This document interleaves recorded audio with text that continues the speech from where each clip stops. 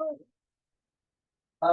wanted to say something about the last corollary we talked about.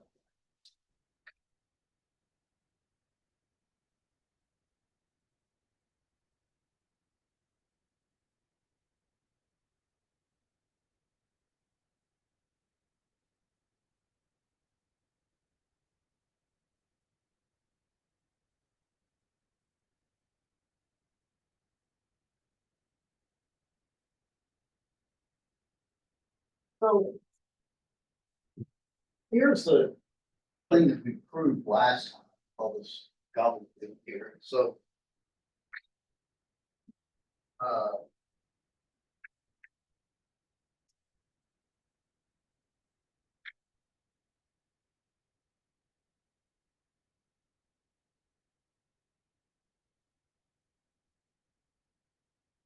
so let X sub m be a generating set for m, right? You can be super sloppy if you want, let X sub m just as a set be all of them. But you might be able to, for example, maybe into cyclic module, you might only need one element or something like that. X sub m sits inside of m in a very natural way, the inclusion map, right? Now, do not think about this as an inclusion. So this is a subset of this. Now think about this as just an abstract set, collection of objects, and no relations or anything on it. And we'll call this iota. Call it that.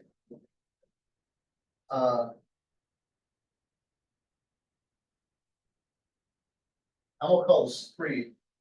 This is going to be like the free module on XM. So the way to think about this is, I don't care about anything with XM except what its cardinality is. This is just the direct sum of R times cardinality of this. We have an F bar such that F bar, right? That's what the free module does. So this means that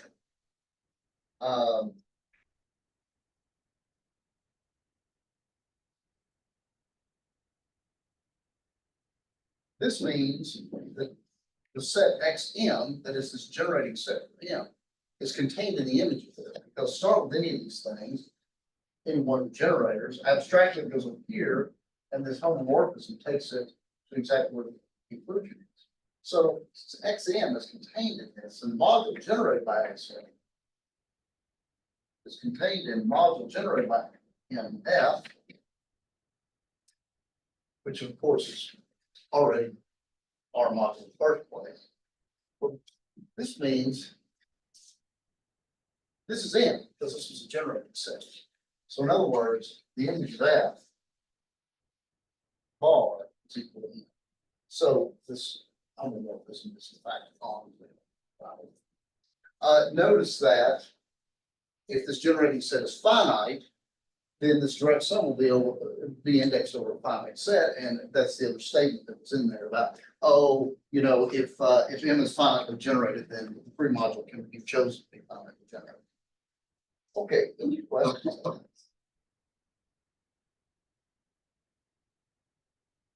Okay. Now we're going to, so we've talked about free modules. Free modules are, for a general ring, it's the analog, it's your best analog, if you will, what a vector space is. So let's talk a little bit about vector spaces. And we'll talk about it in a slightly more general setting over a division ring. Lynn.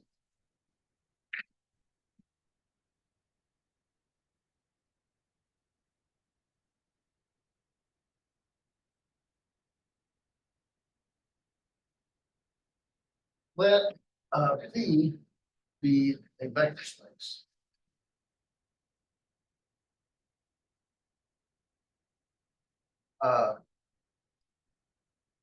Over the division ring.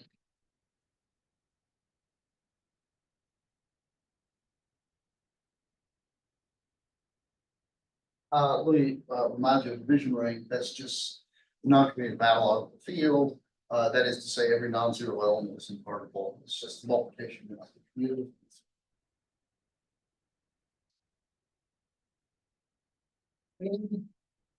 maximal, linearly independent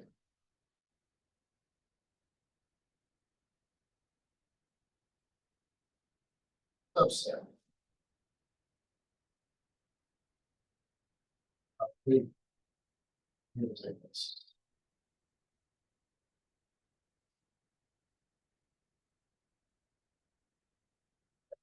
Um, now, I have not told you that such a set exists, but I will later. In fact, it turns out it will.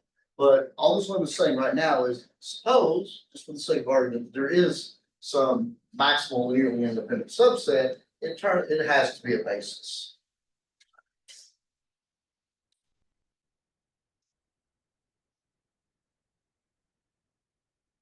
So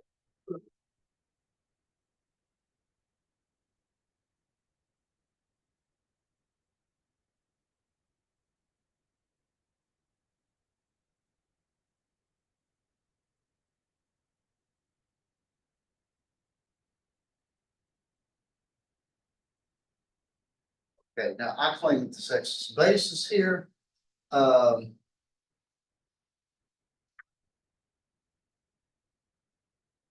but what do I need for a basis? I need to be linearly independent. Ding, ding, ding. Already got that. And I need to span, right? That's the question. I mean, does this thing span? So let's let W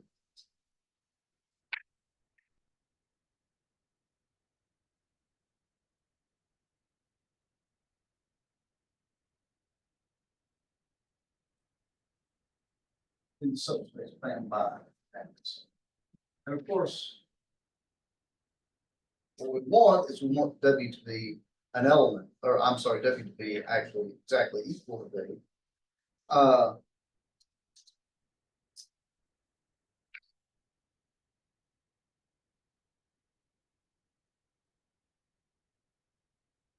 if W and V are the same thing, then build a house.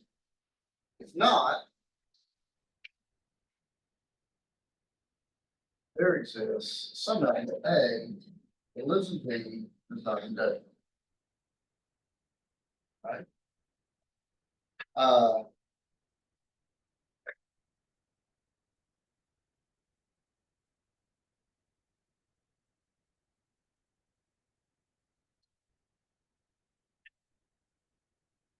now, what I claim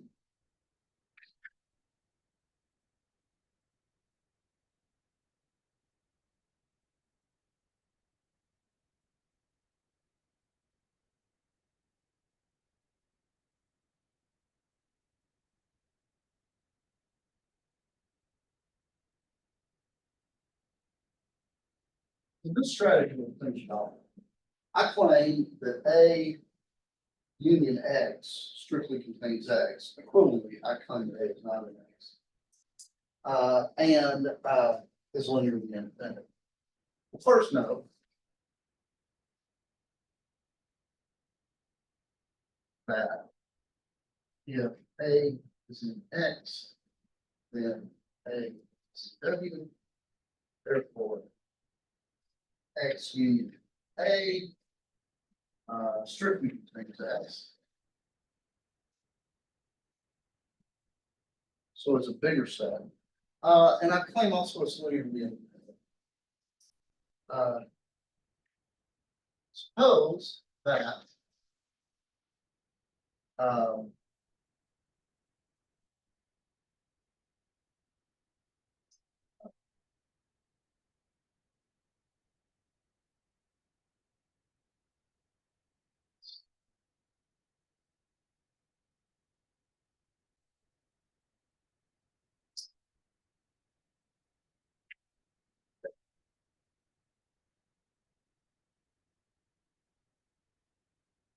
where X1, X, are in X.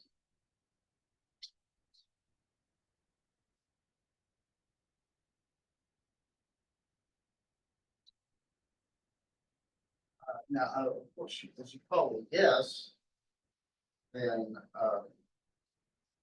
what I want to do is show this is, I want to show that X union A is an invariant set. So, no. If R equals 0, then Ri equals 0. Because if that's 0, then I have a linear combination of the Xi's that are 0, and I already know that that's a linear set, so otherwise. So suppose R is not 0. Now what?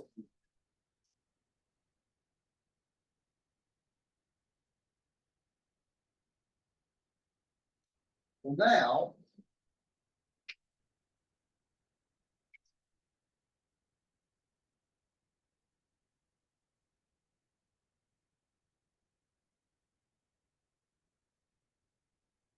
I can multiply both sides by the reciprocal or the inverse of R to get this.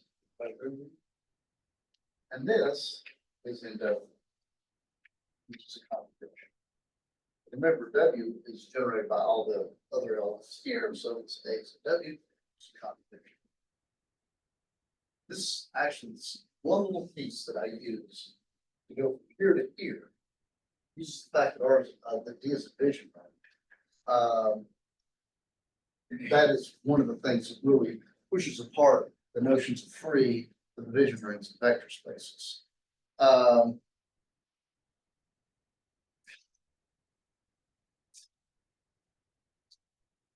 Here is a big structure theorem for vector spaces.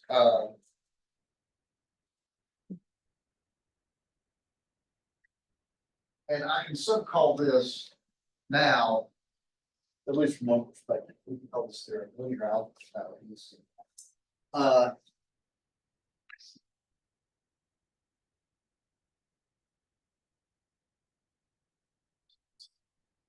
Every vector space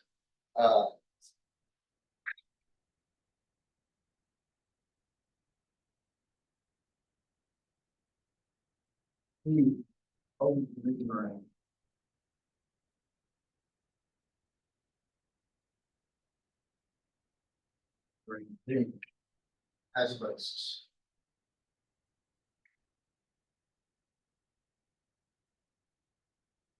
So in particular, every vector space is free.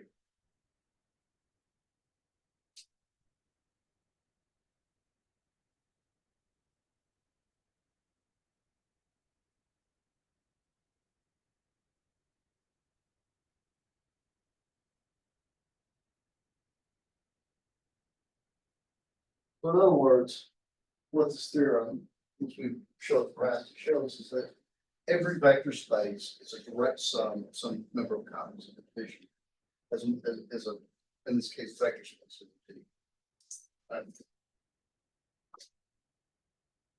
More generally,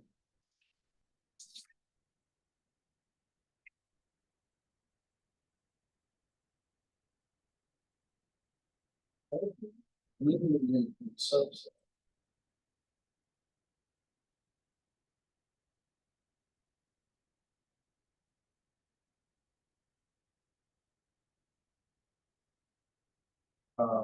Vector space.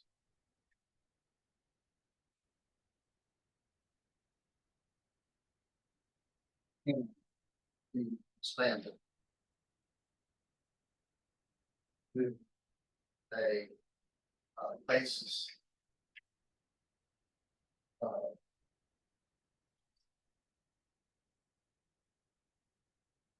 It's kind of a fundamental thing you see a lot in algebra. And this is done even at the beginning, you know, they'll say, oh, here's this 5-dimensional vector space. They can be like 3 linearly independent vectors, say, find a basis that contains these 3 or whatever. This is not true for free modules in general. So let me illustrate this.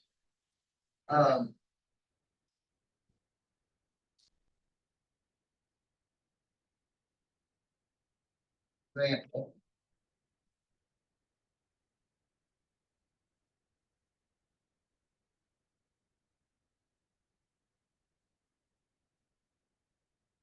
Here's an example, it's most fundamental about Z is a free model. See. Notice.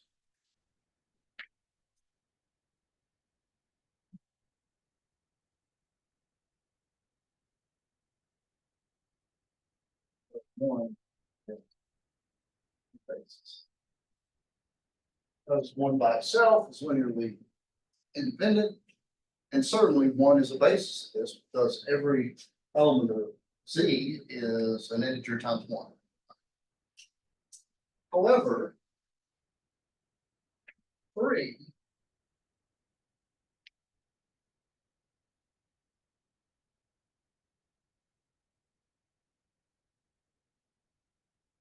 is also linearly independent subset of Z. 3 times n equals 0 means n equals 0. It's linearly independent, but it cannot be expanded to a basis.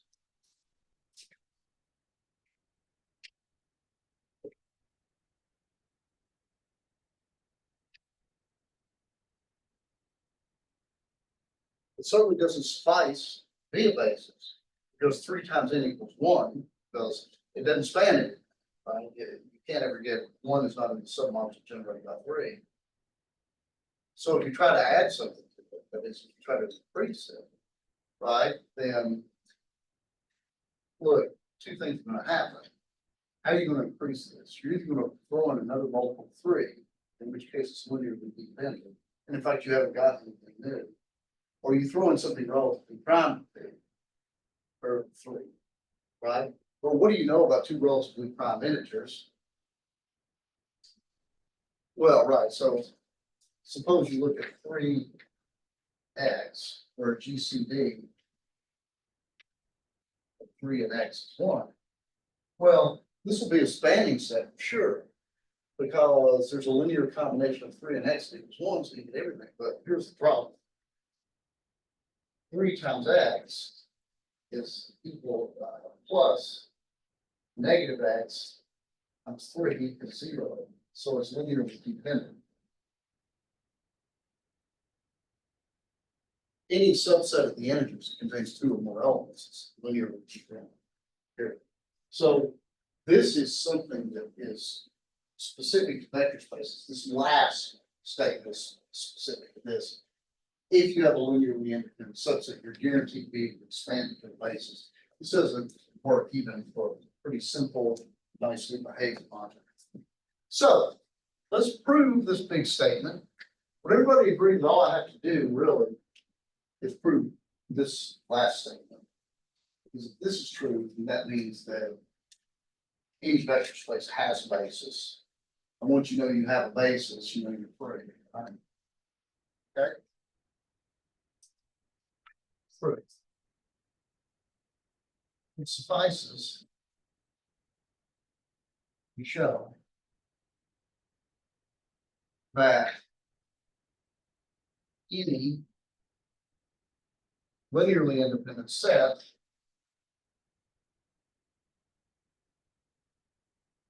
I'll call L linearly independent subset of B can be expanded.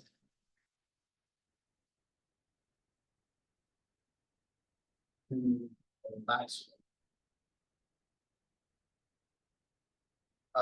linearly independent subset.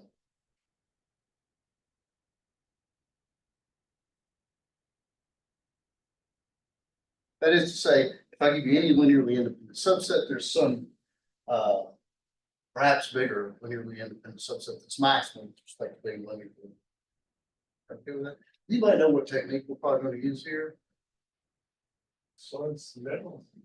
That is correct.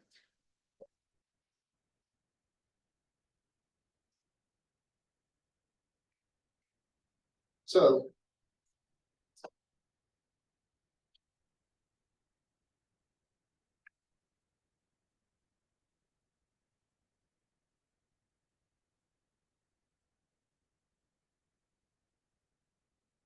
okay, how many of you saw this in 8510?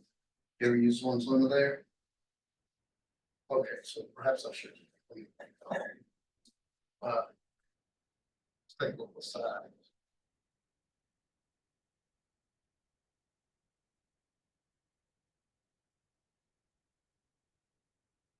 let S be a partial set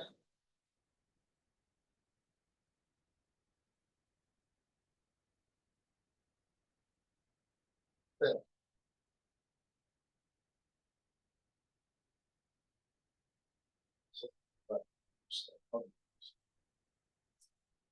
with the property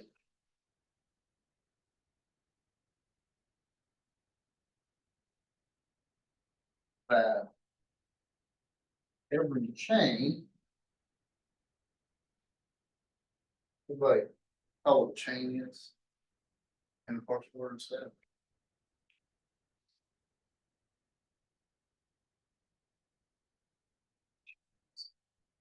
Well, right, so if, for example, I were to consider the subset, the set consisting of all subsets of people in this room, right?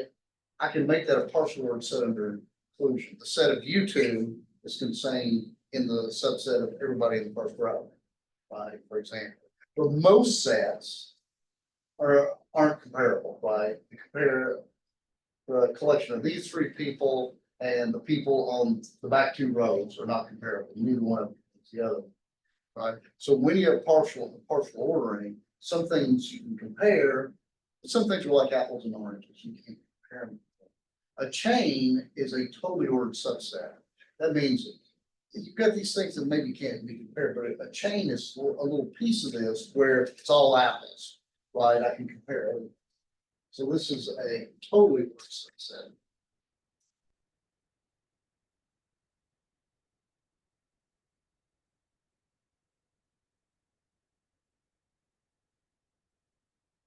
So I want the property that every chain has an upper bound.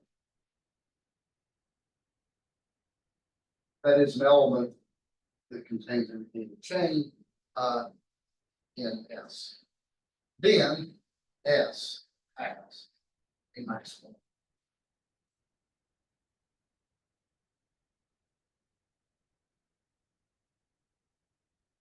So if you have a partially ordered set, so just and a lot of times it is like collections of subsets.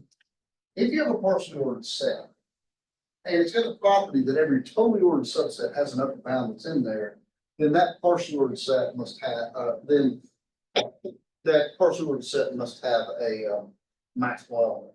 By the way, not just one. It could have many, but it's got at least one. Don't prove this. This is proof the actual choice.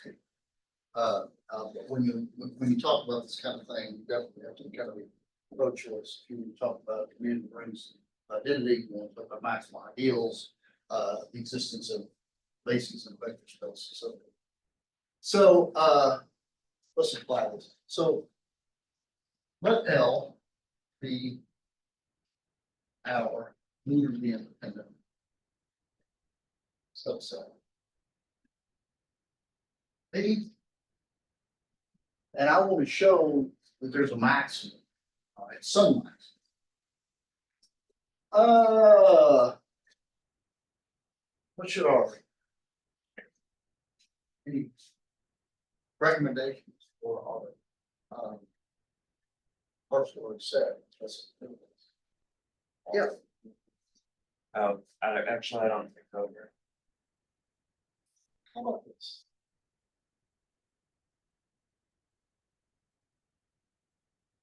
What would be a subset of B, I guess, such that X contains L and X is linearly independent.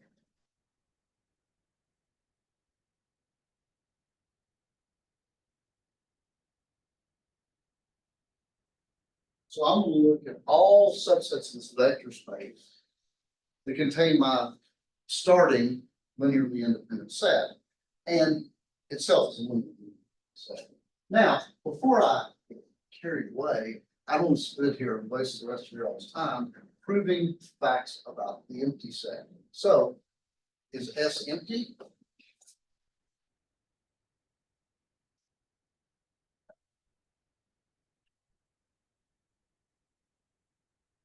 Because what's in it? Sure.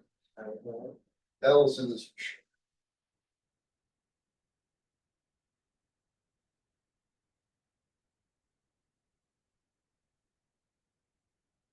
Now, to apply Zorn's lemma, I need to show that every chain has an upper bound. So let's find a chain.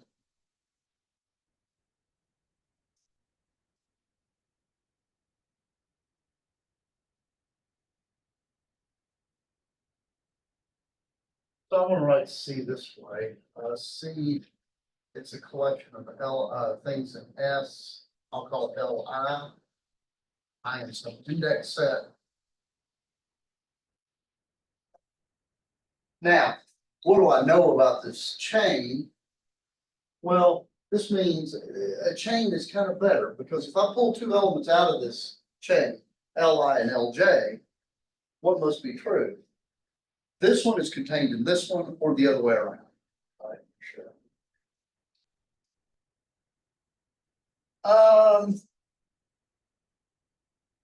Okay, I've got a chain has an upper bound. Okay. Upper bound. You know, didn't you? How about you?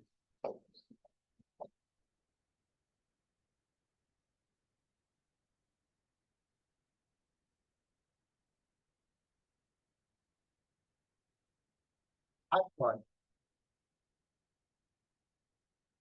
you. Yeah. Upper bound.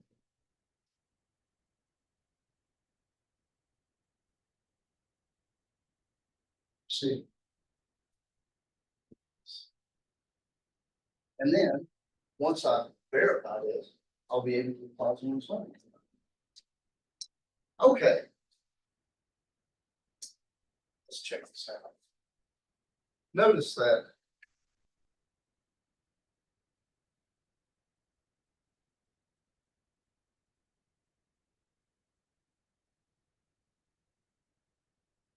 note that for every I in the index set, Li is contained in U, right?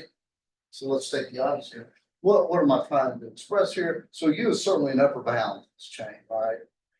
The problem is I don't know that U is in S, right?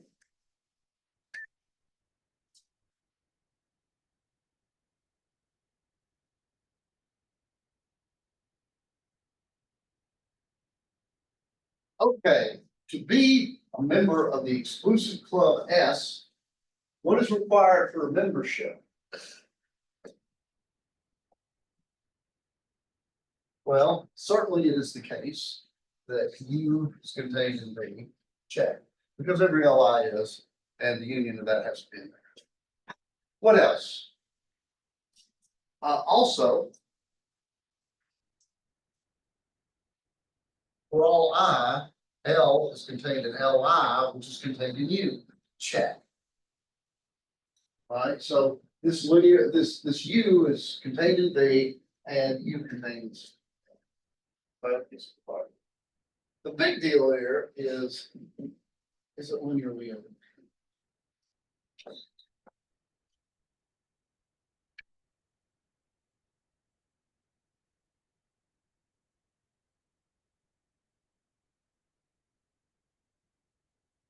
That's the big question. That's the only thing that we've got kind of hanging with us. All right.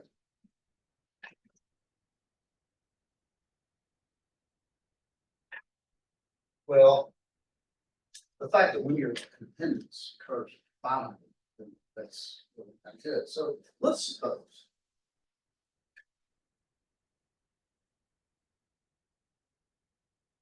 zero is R1 U1 plus R2 U2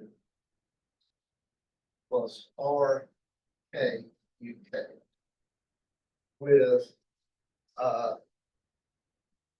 this RI and D and UI. You know.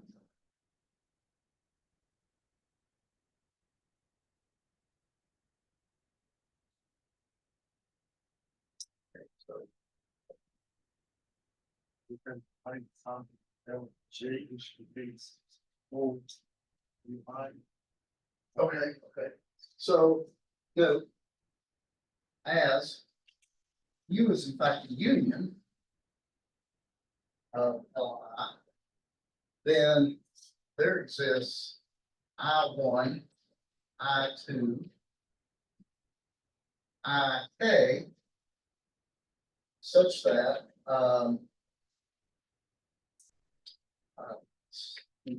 so if I such that Q1 is in Li1, Q2 is in Li2, UK is in Li.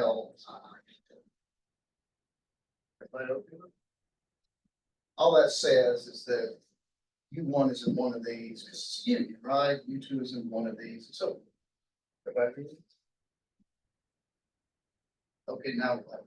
These all come out of perhaps different when you read the thing it says. Yeah, look at the order. But C is a chain. So without loss of generality, I can re-index this. I have Li1 is contained in Li2, is contained in L. Everybody okay with it? So in particular, therefore, U1, U2, that's UN are in LIK,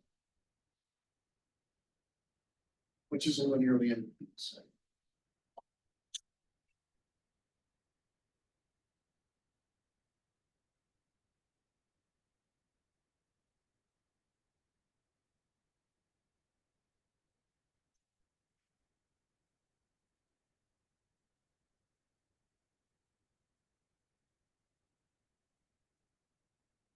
So R1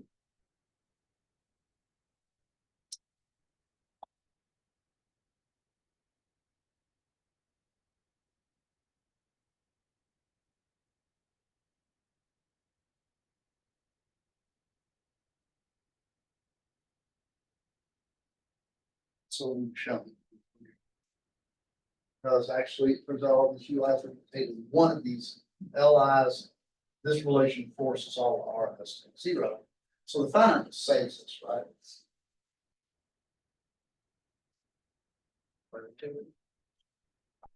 So L is contained in a maximal linearly independent subset. Let's say U prime and previous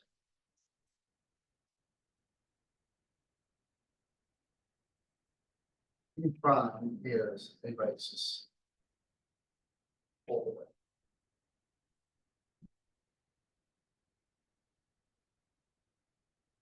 So that establishes the theorem. Any questions on that?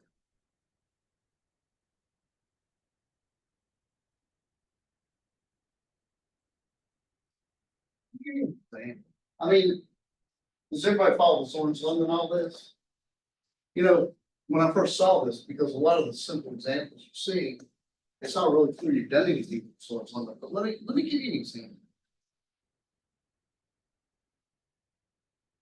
And it'll help for me to use the field of F2 for sake of drama. And I call this example, Zorn's lemma actually does.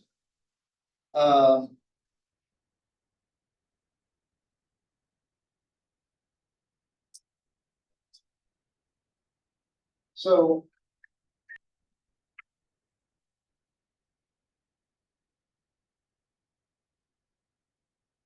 let's just fill the two elements. So very same creature. Let V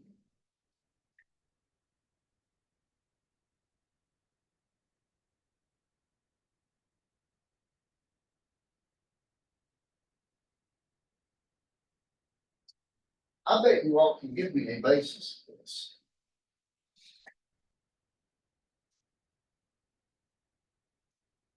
Right, this is the set of things, all right, this is great. This is the set of, let's say epsilon one, epsilon two, epsilon three. And where epsilon k equals zero, all k greater than or equal to some n. Depending on. So in other words, this vector space is all sort of infinite vectors that end in an infinite string of zeros. Somebody can be basis for this.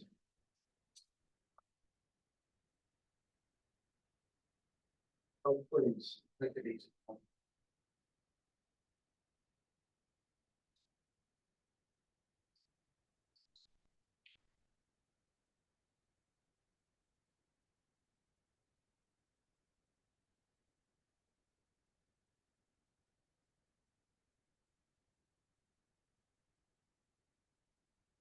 More generally,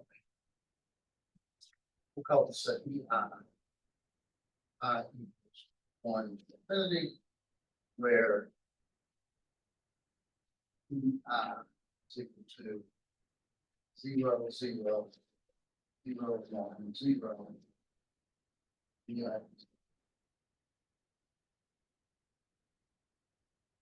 So notice there's countably many of these, right?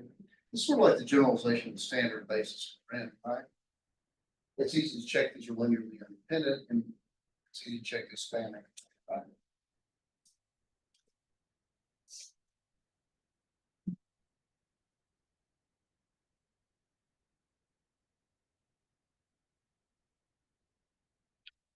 Now consider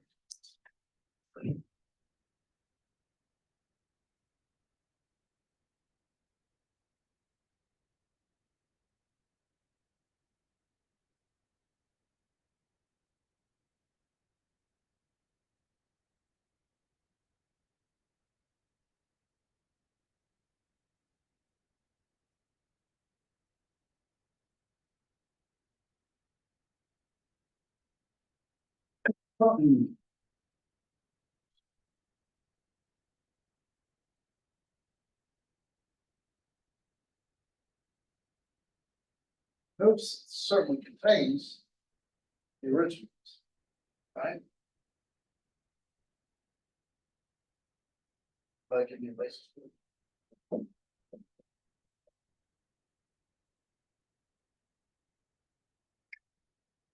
About the original.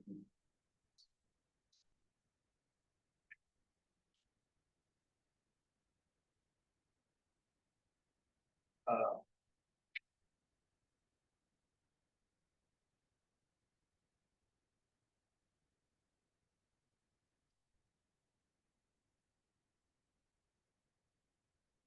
is that a linearly independent set?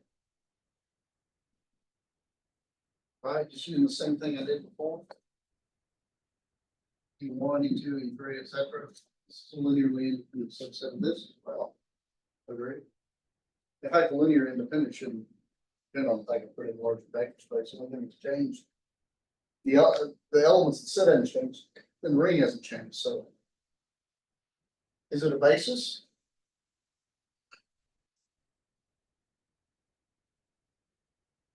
For example, in this, you have the element 1, 1, 1, 1, 1, 1 forever.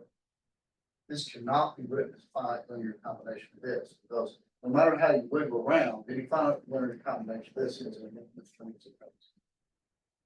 No. Linearly independent, but not a basis. We should be able to expand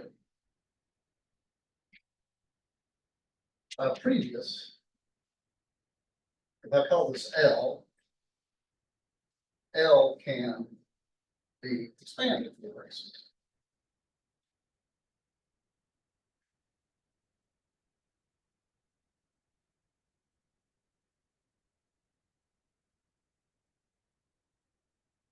Do it for me. Expand that to a basis for me. Write it down so I can use it in my future classes, and you can leave with an A right now. I don't care, you play hooky for the rest of this. In fact, you're wondering, you can't write it down. This doesn't even have a countable basis. Notice, this is uncountable. And this set is countable. Right? So whatever this generates, if you have any countable basis, will generate a countable vector space because you're over the finite field. Right? This, however, it's certainly a vector space. It's an abelian group, and it's certainly a Z2 model. It's a vector space. This has a basis, and it has a basis that contains L. But good luck finding it. Because, for example, this is why Zorn's lemma, the axiom of choice, is important. You might start by adding, okay, I'm going to throw in this one.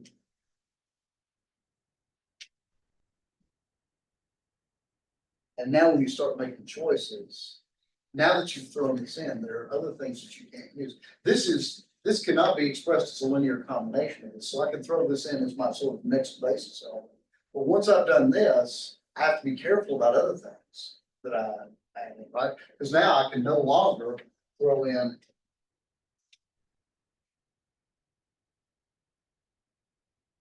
because E1 plus this equals this. And now I've got a relationship that's linearly dependent.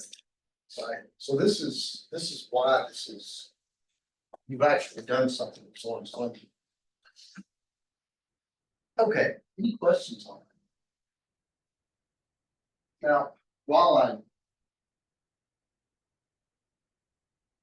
I'm trying to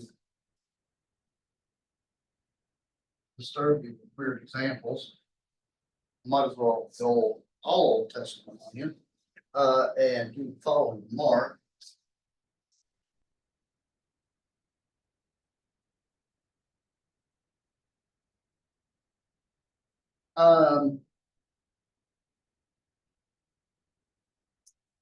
If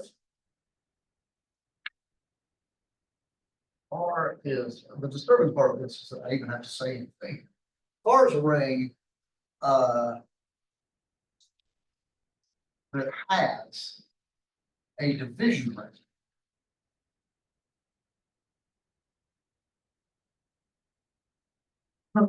As a homomorphic image.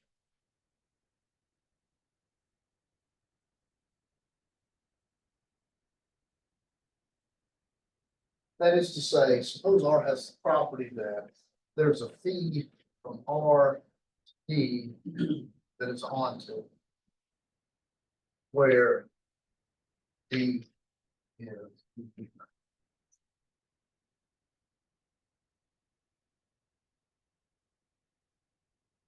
By the way, there's a large class of rings that satisfies community rings with identity.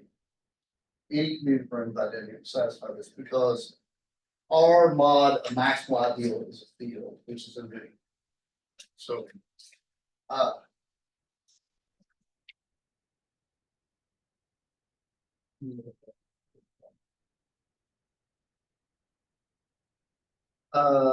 then R has the invariant convention property.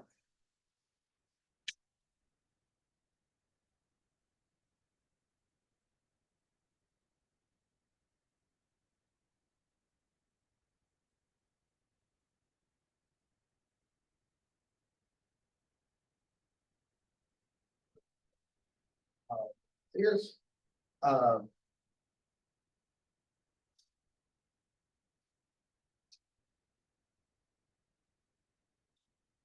this means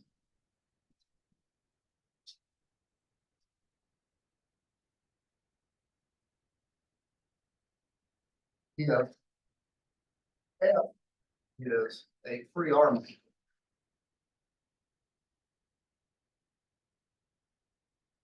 with, say it's got two bases, B1, B2 bases, then cardinality of B1. So if you have a ring that does not have this property, then you can have three modules where you've got one basis with 6 elements and another one with 43 elements. It's very stable. And in fact, you see an example of this in your homework. I sort of set you up to show it. A ring without invariant dimension problem. The fact that this can happen is a bit strange, but we can take comfort in the fact that if you have any commutative ring of identity, and in fact, this is a much more general statement, then your free modules are kind of okay. Okay, so let me give you all a theorem. Any questions? Here's a theorem that you all will all sort of recognize, I think, because it's really it's a linear algebra kind of thing. 6, 5, 8. So this is a theorem about vector spaces and Gaussian, except it's over a division.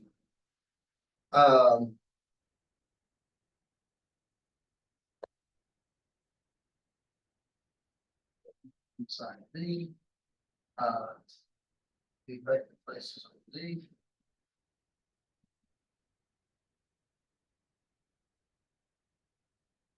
Is a given division ring. A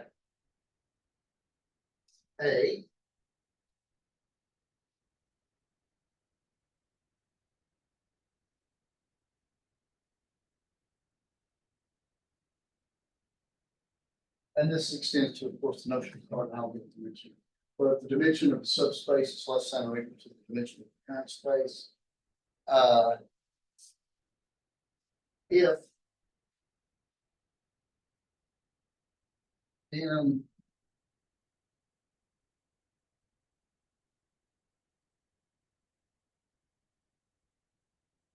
if their dimensions are the same and finite, so suppose this is just a finite number, then what can you conclude? The linear algebra one for this. Yes, it is.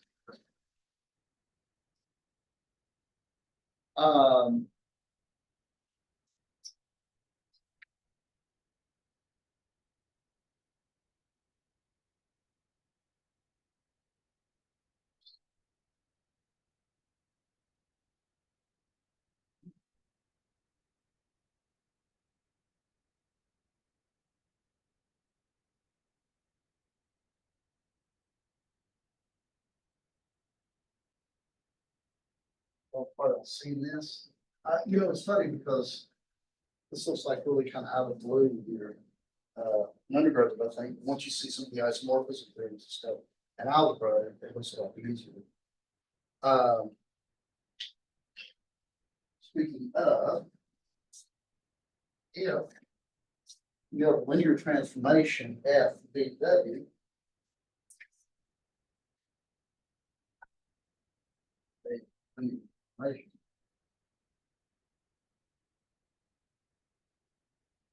oh, I should verify here. Then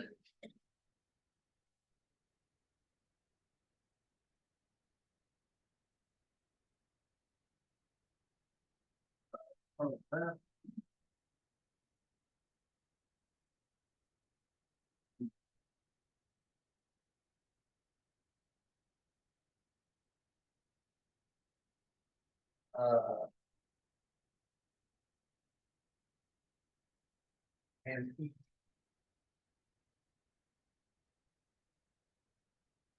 and W are finite dimensional.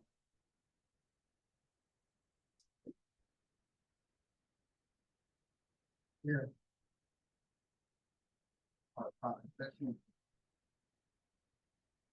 Then the dimension of D plus dimension W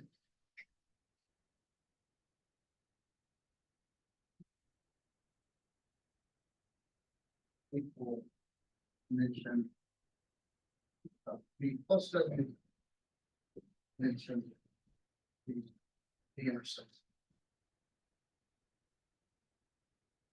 And let me point out actually that the last two, D and E, do not require W contained in B. You could redo that. First two do by the nature, but the last one doesn't require. Okay, any questions? Stop. Any questions? All right. Well, I will see you folks on Wednesday.